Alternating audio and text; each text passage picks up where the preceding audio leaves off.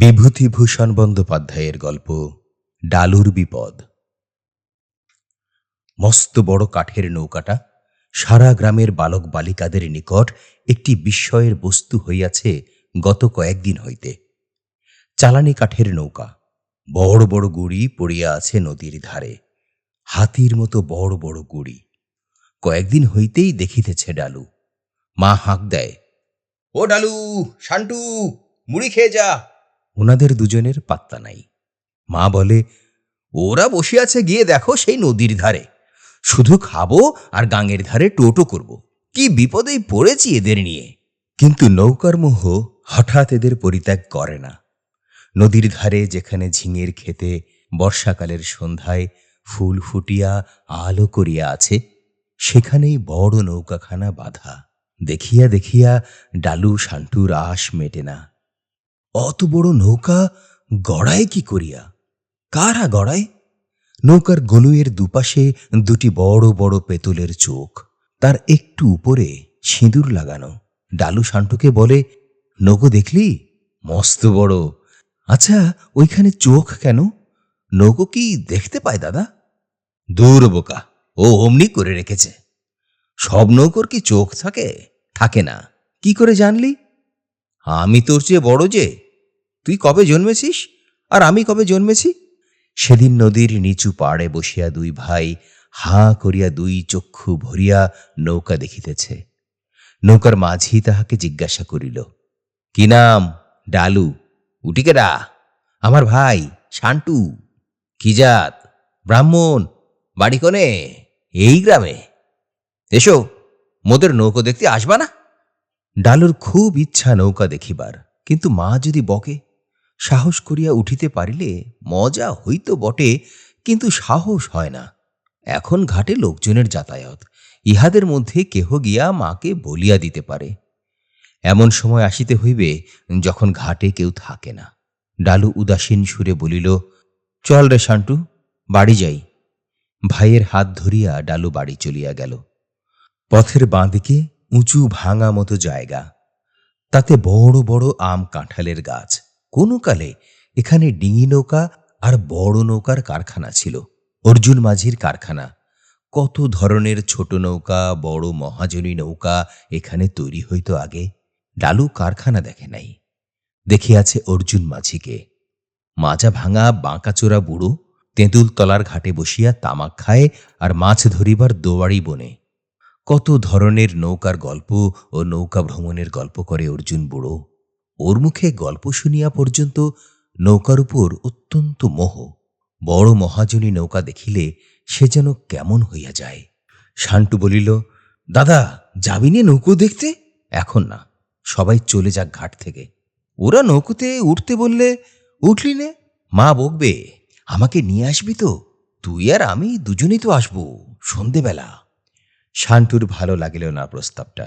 সন্ধেবেলা এই নদীর ধারে আসা যায়? চিন্তেবাগদির ভিটের ঝাঁকড়া তেঁতুল গাছটাতে হাঁড়া কাটার মা থাকে। ছোট ছোট ছেলেকে ছোঁ মারিয়া লইয়া গাছের মগডালে তোলে। সময়টা বড় খারাপ। শান্টু ভয়ের কথাটা দাদাকে বলিয়াই ফেলিল। ডালু ধমক দিয়া বলিল, তুই বড্ড বোকা। কেন দাদা? আর তুমি বুঝি বোকা নও? তোর মতো না। দিনের বাকি সময়টা কোনো রকমে কাটিল।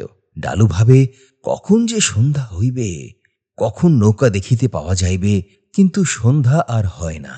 ডালুর মন ছটফট করিতে থাকে। শান্টু অত শত বোঝে না। দাদা যেখানে, সেও সেখানে। ডালু দুগাছা ছিপ লইয়া সন্ধ্যার ঘণ্টাখানেক আগে নদীর ধারে গেল। সঙ্গে চলিল শান্টু। বড় নৌকাখানা সেখানে বাঁধা ছিল। কাঠের নৌকার মাঝি বলিল, খোকা, নৌকো দেখবে নাকি? ডালুকে দুবার বলিতে হইল না। শান্টুকে লইয়া তখনই নৌকায় উঠিল। নৌকার মধ্যে কত কি যে জিনিস! মস্ত নৌকার খোলে লোকেদের বসিবার ও শুইবার জায়গা, রান্নার জন্য উনুন আছে, হাঁড়ি আছে, বড় একটা বিলিতি কুমড়ো দড়ির শিকেতে ঝুলানো। মাঝিকে ডালু বলিল, তোমরা এখানে খাও? হ্যাঁ, কি রাধো? যা পাই খোকা, আমরা গরিব লোক, কিনবার ক্ষমতা নেই তো। আচ্ছা, তোমরা কত জায়গায় গিয়েছ? তুমি চিনবে না সেসব জায়গা। বরিশাল জেলার নাম শুনেছ? সেই বরিশাল জেলা। কি আছে সেখানে? হাঙর আছে, কুমির আছে, দুমুখো সাপ আছে, কত রকমের জানোয়ার আছে, লালমুখো বানর আছে, দুমাথাওয়ালা তালগাছ আছে। শান্টুর চোখ বিস্ময়ে ও কৌতূহলে ডাগর ডাগর হইয়া উঠিল। এমন কথা সে কখনো শোনে নাই।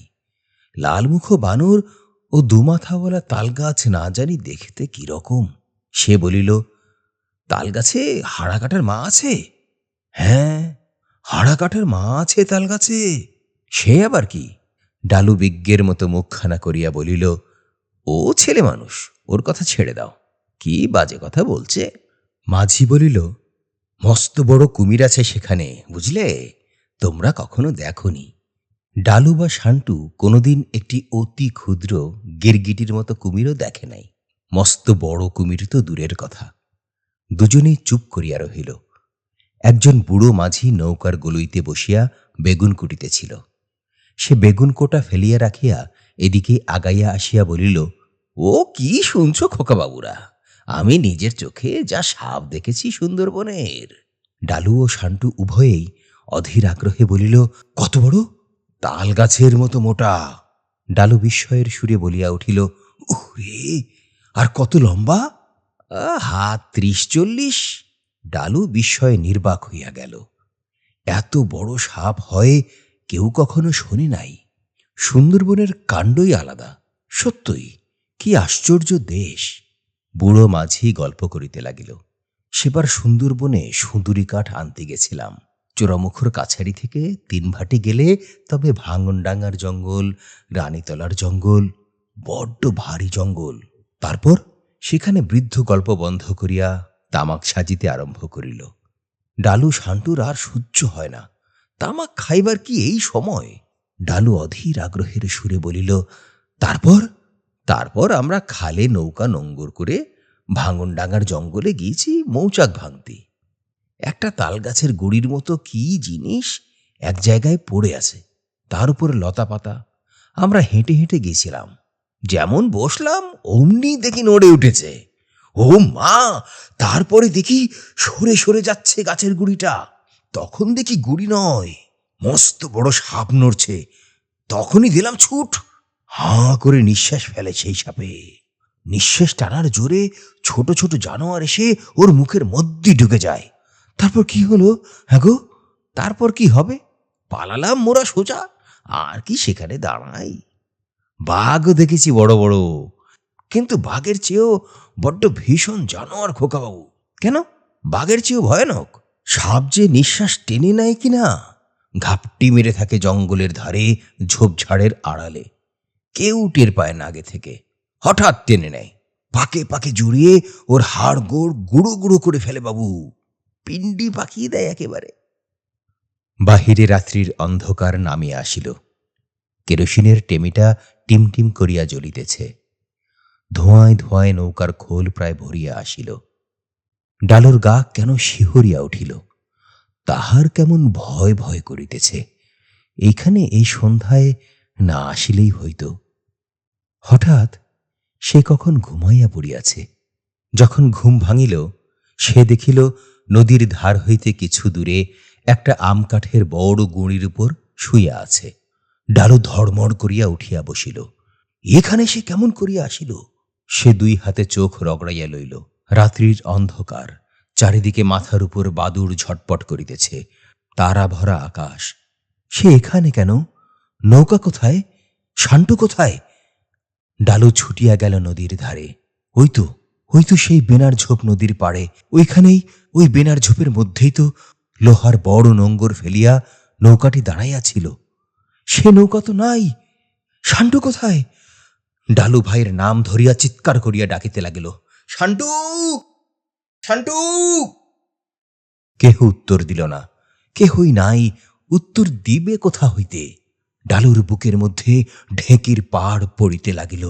নৌকাওয়ালা শান্টুকে ভুলাইয়া লইয়া গিয়াছে, তাহাকে নামাইয়া দিয়া ভাইটিকে লইয়া পালাইয়াছে। ছোট ভাইটিকে মারিয়া ফেলিবে হয়তো। ডালু ছুটিতে ছুটিতে আসিল। ডালুর মা রান্নাঘরে কি কাজ করিতেছেন। ডালুকে দেখিয়া বলিয়া উঠিলেন, এসো এসো, তোমার পিঠের ছাল চামড়া তুলি, বের করছি তোমার পাড়া বেড়ানো। শান্টু কই? ডালু বলিল সব কথা।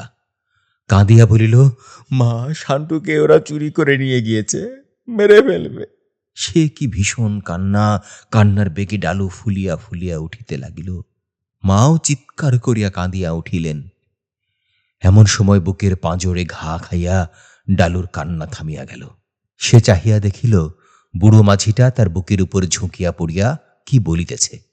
সেই দাড়িওয়ালা বুড়ো মাঝিটা। ডালু বলিয়া উঠিল, শান্টু, আমার ভাই শান্টুকে কোথায় নিয়ে গিয়েছ? হ্যাঁ? চালাকি করো না, আমার ভাই শান্টু, সে কোথায়? মেরু না ওকে। আরে খোকাবাবু বলে কি? ঘুমের ঘোরে কিরকম গঙাচ্ছে আর বিড়বিড় করছে। এখনো ঘুমের ঘোর কাটেনি দেখছি। নৌকার ওখল হইতে একজন মাঝি বলিয়া উঠিল, চকি জল দাও, ছেলে মানুষ স্বপ্ন দেখেছে। ডালু ধর্মর করিয়া উঠিয়া বসিল। সেই নৌকার খোল, সেই বৃদ্ধ মাঝি তাহার সামনে। আর ওই তো শান্টু ঘুমাইতেছে। শান্টুই তো। সে ডাকিল, হে শান্টু, ওঠ ওঠ। দুই ভাই নৌকা হইতে নামিল। মাঝিরা বলিল, কি ঘুম রে বাবা, ছেলে মানুষ সব। যাও খোকাবাবুরা, সাবধানে বাড়ি যাও, বড্ড অন্ধকার। পথে আসিয়া ডালু ঠাস করিয়া ছোট ভাইকে এক চড় কষাইয়া বলিল, কেবল ঘুম, কেবল ঘুম, বাঁদর কোথাকার। আবার তোমাকে কোনোদিন সঙ্গে নিয়ে আসবো। এসো আবার। ঘুমলি কি বলে নৌকার মধ্যে তুই?